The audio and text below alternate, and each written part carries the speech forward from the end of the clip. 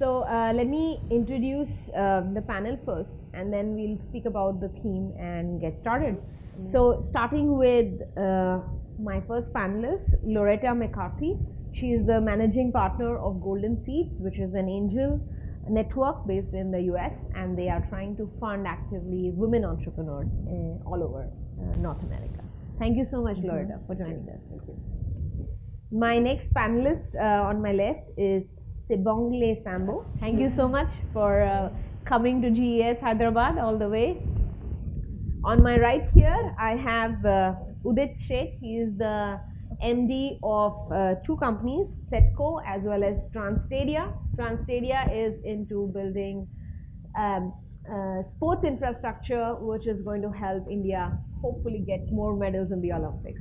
Thank you so much for being here. And by that, what we mean is, what are some of the do's or don'ts? What are some of the insider tips and tricks about how to present yourself as a founder, how to pitch your idea when you're trying to fundraise, and how do you motivate people when you're trying to build companies?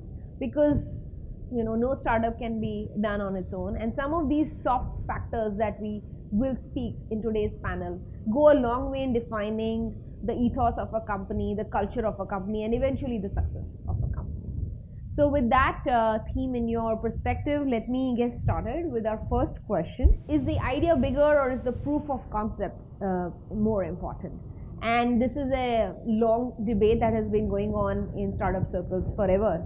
I would like Loretta, with her experience as an investor, to tell us what is more important. Is really the brilliant idea better, or is it execution that is more important?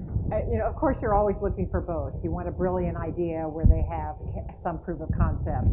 I will say that it is virtually impossible to make an investment in something that is an idea without some measure of a proof of concept.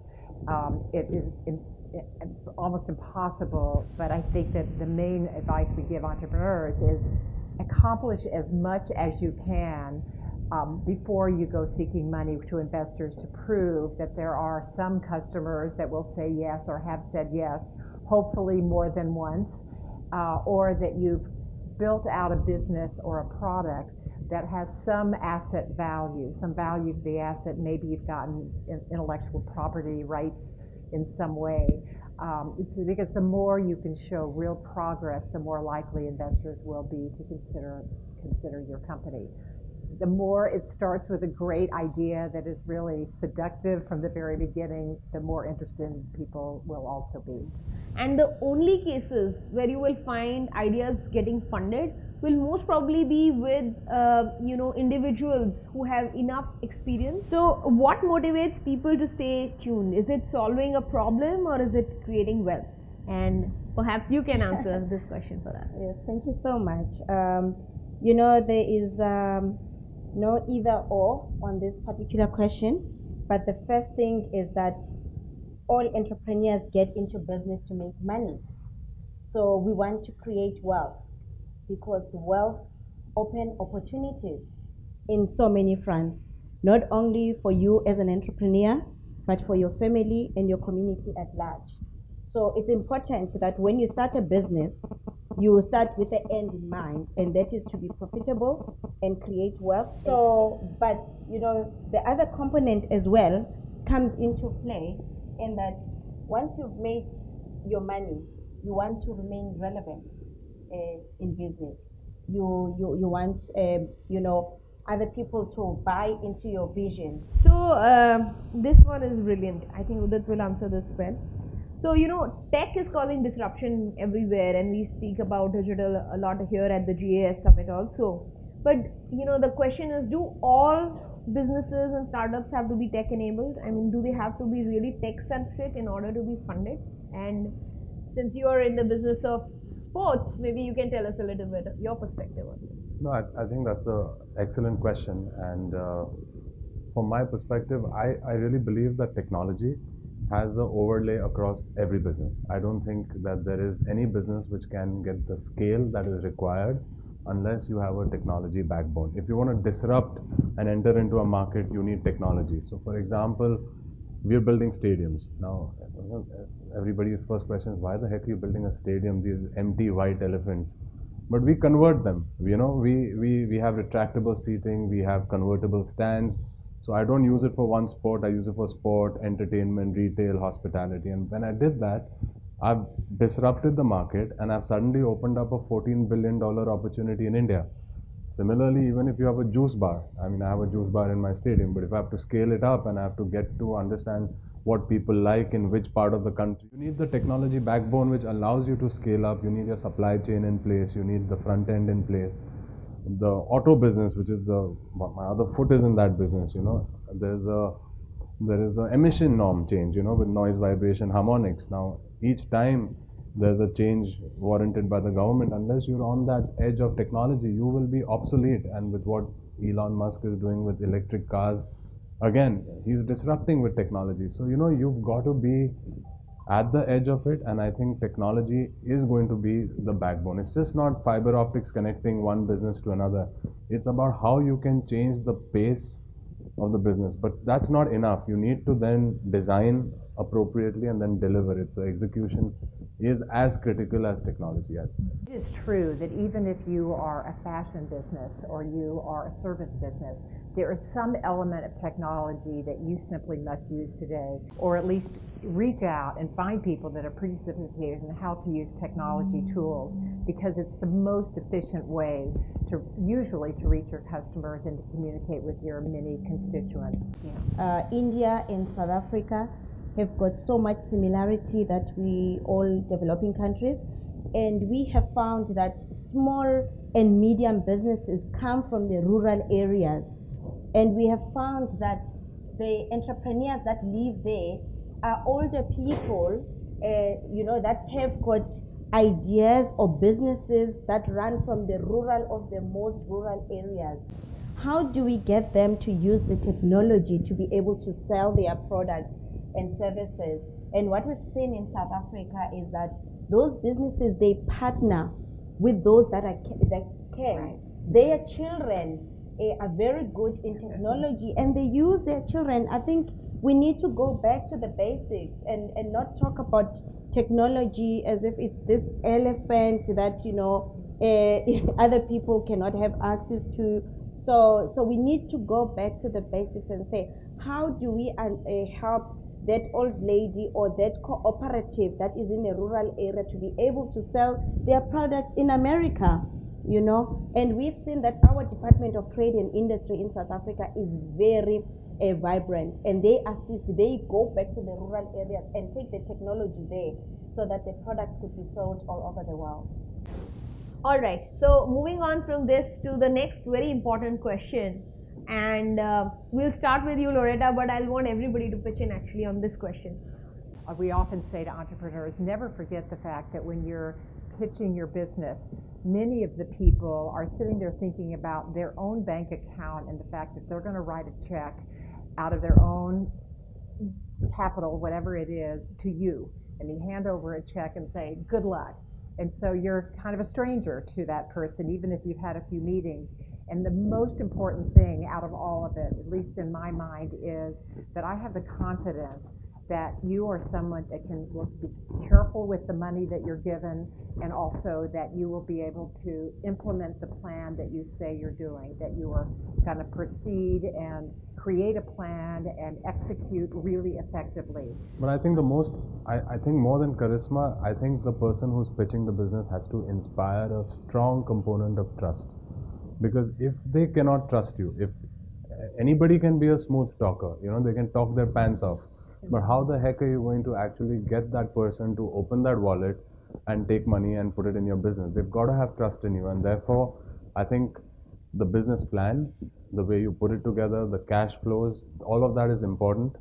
And I come from a very strong thought process, which is top line is always for vanity, but it's the bottom line which is for sanity. So you've got to, you've got to have a very sound business plan and a component of trust. Otherwise, nobody's going to invest. I'll add my 2 cents and experience in this. So, like Loretta mentioned, and everything in life, whether it is interviews, dating, whatever it is, your first time presentation skills do matter, and your communication skills do matter.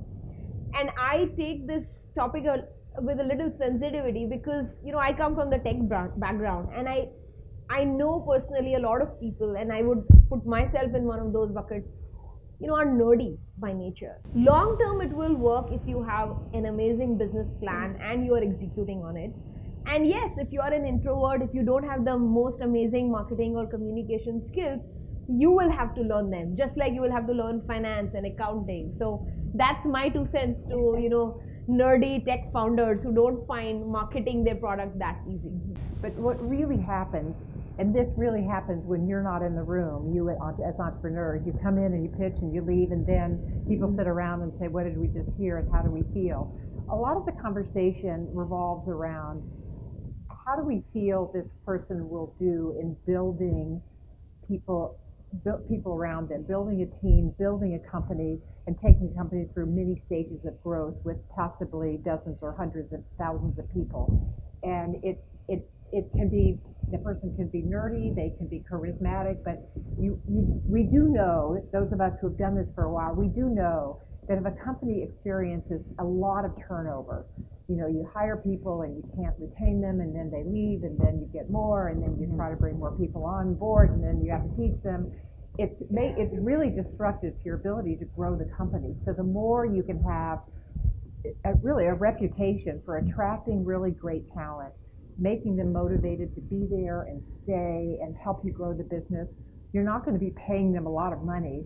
So most likely. So they're there because they love working for you and for the organization that you're building. And the more you can have people that are more really likely to stay with you in the long haul, the healthier it will be for your business. So it's a matter of kind of looking at management skills or just interpersonal skills. How good is this person going to be in managing the company? I go back to the couple of previous answers. All these people who join you at the first go, they are like investors. They're investing themselves, their careers, their lives into your business, and therefore you've got to give them that same respect and that same kind of, I would say, time and value which you would give to any outsider investing hard cash into your business. Because sometimes businesses can take off very quickly. Sometimes they take a very long time to take off, and you need those core players with you. And that first team is people you trust. So I think it's equally more important that you are able to pitch it to them and use them in a manner in which you can learn from them, because you can't do everything. An entrepreneur's plate is always exploding with things, and therefore you've got to take some of that. A burger and give it there, and you've got to take the cheese and put it over there, and so everybody will digest a bit of it and run it with you and grow it. So I think people, they're the most important part of your business. And but what I've done in my company is that I've also in other areas invested in character. And how did I invest in character? When I started, some of you heard my story at the main plenary, and there's this one lady called Samkel Siwe. She is a friend to my sister, and she used to come to the office. I didn't employ her at that time, but she came in at 8 o'clock with everybody in the morning. She cleaned the office. Every time I had business meetings, she came, offered my guests tea and all that, and I saw potential in her. And I told myself, I'm going to invest in this child. And she came from Soweto, which is a very popular township in Johannesburg. And she came from there, no experience, never worked before, So I said, there is so much potential here. Let me invest in her. Initially, I took her to do business training. She became my personal assistant. She set up all my meetings, made sure I arrive on time. I packed all my items that I needed for my meetings and all that. Then one day something said to me, let me just ask her, Samke, do you want to become a pilot? And she was like, I've never even been in an aeroplane, So I said, but is it something that you would like to do? She said, okay, yes, let me think about it. But no, ma'am, I'm not thinking about it. Yes, I would like to do it. She came back, and immediately I sent her to for training. She is a qualified pilot today, She also liked the technical space. I've taken her to America several times because now she's exploring getting into the technical space. So those are the kind of investments that you make when you invest in character as opposed to this acquired skill. And it works. Great. Well, those were some amazing remarks on how. So, moving on to another important topic, which is pivoting. So, when you know that you're pivoting for the right reasons versus the founding team is just plain simply confused, and so I'm happy to hear whoever wants to start on this topic. I think it's an interesting topic, and I have some comments to add. Truth.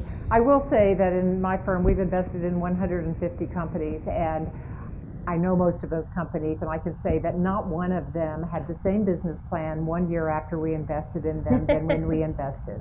And that doesn't mean that they pivoted multiple times or that they were in a radically different business. But that's the phase they're in. They get their first outside money, they have a plan, and then they have to tinker with it, and sometimes that's pivoting. But without a plan, without a clarity in your own mind about what you believe is the best course of action, you can't really evaluate how you're doing and whether you should or should not change course. So in my mind, it has to start with the best plan that you can construct, with imperfect information. That's all. You don't have complete information at the beginning, but then you just keep evaluating along the way, because the decision to pivot is a really big decision, because that could mean totally different use of suppliers, different manufacturing, losing the capital that's already been put in the business, and all of a sudden that experiment didn't work, so we're hiring different people because what you're doing now may not require the same type of skills. So it's a big decision to pivot, but it's also really important to realize that the people who invest in you are, in a way, investing in what they believe is your judgment. And that's one of the hardest things to determine during the time that we do due diligence on a company, because you're asked many questions about how you might make decisions in running your business.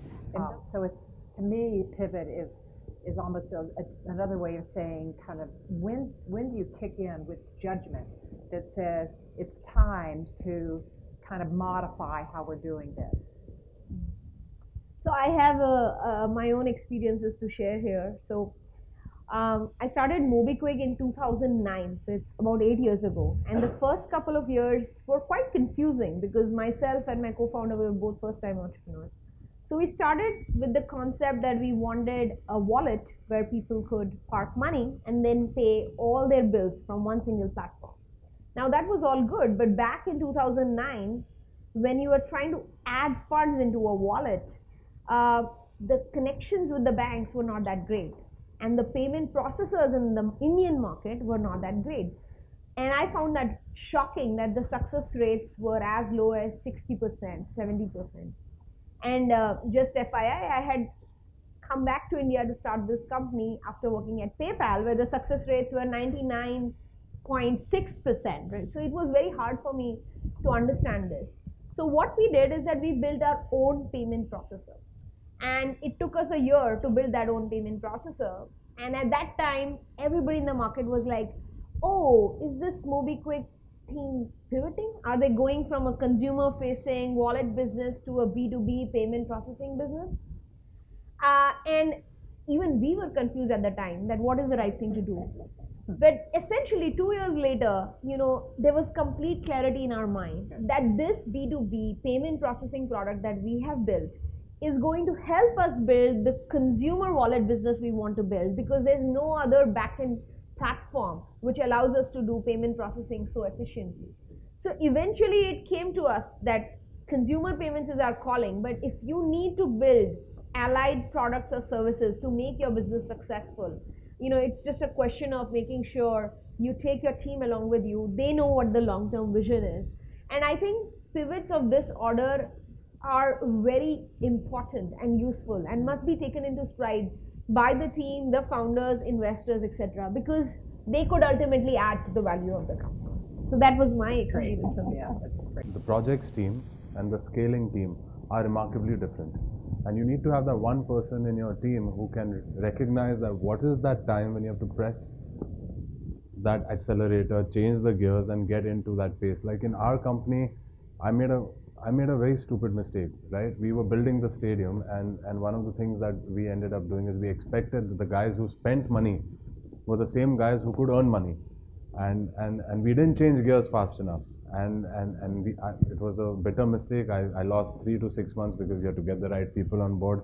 And in today, 3 to 6 months could mean a whole of a huge cash flow in your business. So you really need to have that bunch of guys who can scale, and they're very different from your project team. So that's what I keep in mind. I mean, that's my learning. Great. Great. Actually, we live in a world that is changing constantly.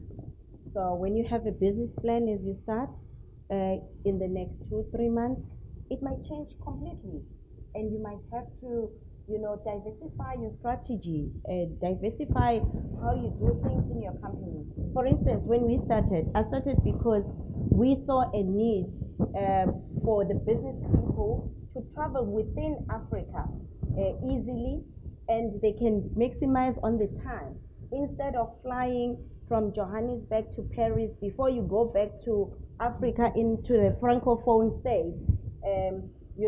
So that was time wasted and a lot of money wasted. So introducing the private jets that will go straight from Johannesburg to Gabon, it was easier. But then the airlines quickly cashed up and created the routes. Then what do? Do you sit with those aircrafts and not fly? You look at other things that you can do that are intelligent, that will enhance your business so that you can remain profitable and remain relevant is what is important in the market. Right. So you have to keep changing gears as people will catch up to you. Like she's saying, competition will catch up and you have to be ahead of this curve.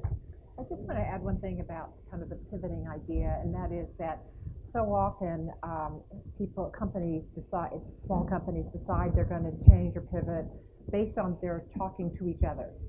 And one of the biggest misses that we often see in companies is that you're so busy with your head down, working at your computer, working in your laboratory, or building your product, that you fail to get out of your office and go talk to customers.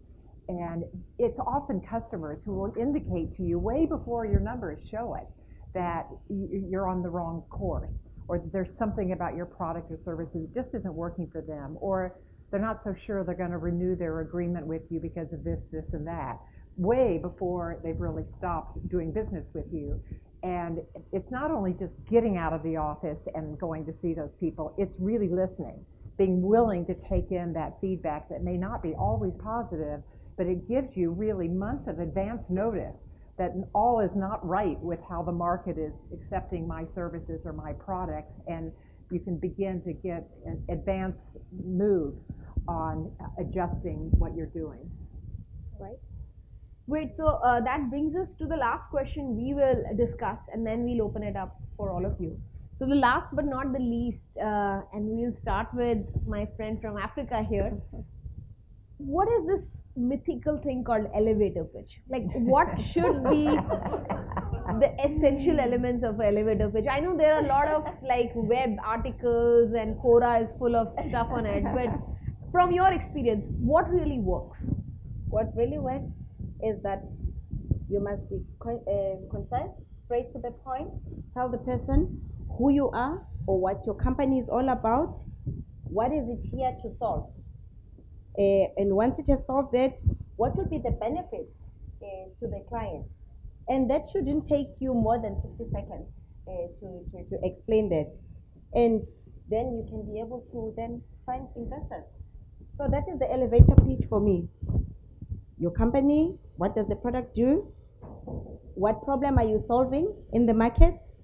What are the benefits and for the client? Then you go for investment. That's an elevator pitch for me.